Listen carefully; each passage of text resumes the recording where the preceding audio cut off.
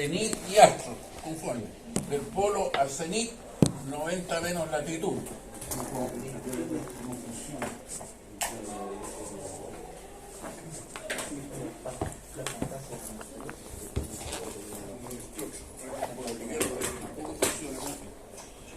Menos latitud. ¿Qué es lo que teníamos aquí?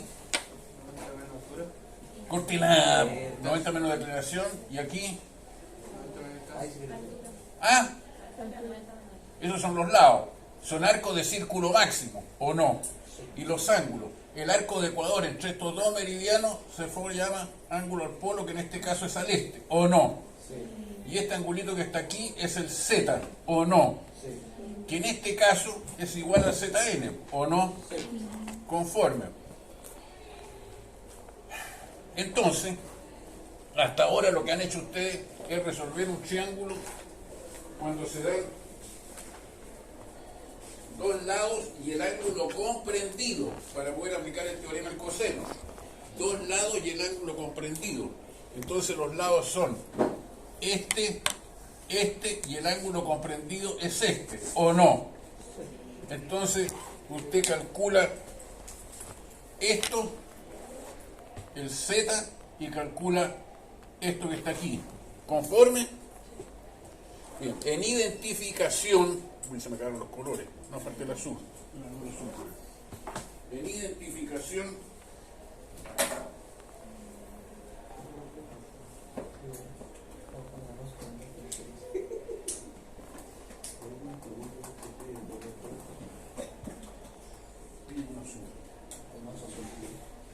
usted también trabaja con dos lados y el ángulo comprendido.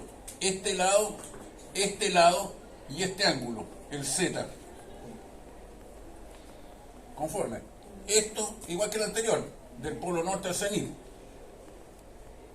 Del cenit al astro, 90 menos altura. ¿De dónde lo saca? Del sextante.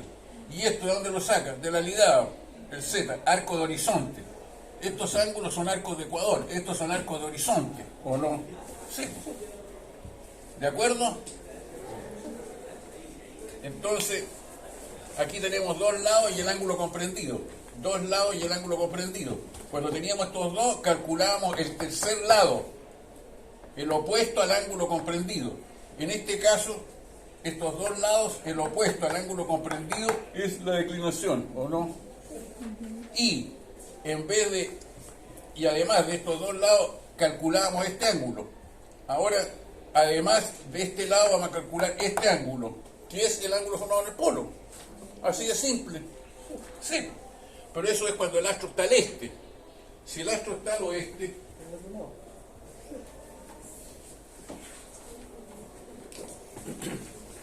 si el astro está al oeste, entonces, bueno, ya.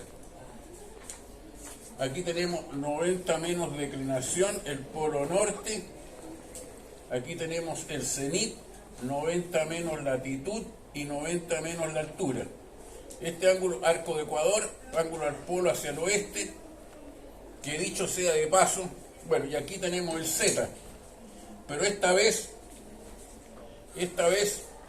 el ángulo, a ver, aquí, el ángulo en el polo, en este caso es 360 menos el ángulo horario local, ¿o no?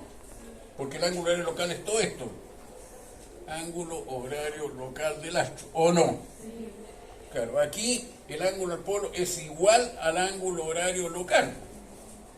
¿Por qué? Porque el ángulo horario local es todo eso y el ángulo al polo también, ¿o no?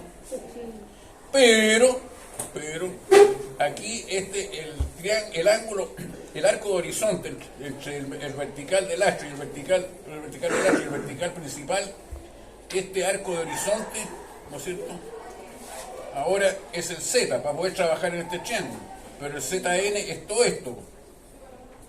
Ese es el ZN, conforme. Entonces, antes